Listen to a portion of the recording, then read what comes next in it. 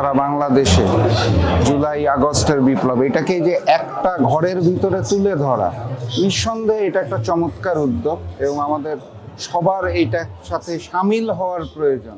এবং এই একদিন দুই দিনের জন্য নয়, আমি যেটা মনে করি সেটা হচ্ছে এটাকে যদি পার্মানেন্ট কোনো জায়গায় এভাবে রাখা যেত, মানে এত নিরপেক্ষভাবে জিনিসটাকে আয়োজন করেছে ইসলামী ছাত্র শিবির, এটা প্রশংসার দাবিদার।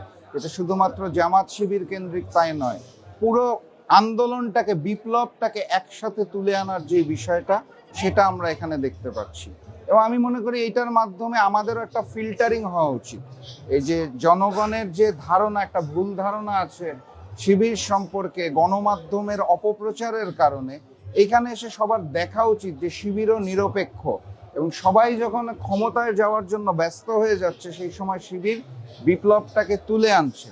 এই ফিল্টারিং এর মাধ্যমে শুধুমাত্র শিবির আয়োজন করেছে দেখে কেউ যদি এটা পছন্দ না করে, তাহলে আমি বলবো সে বাংলাদেশকেই পছন্দ করে না।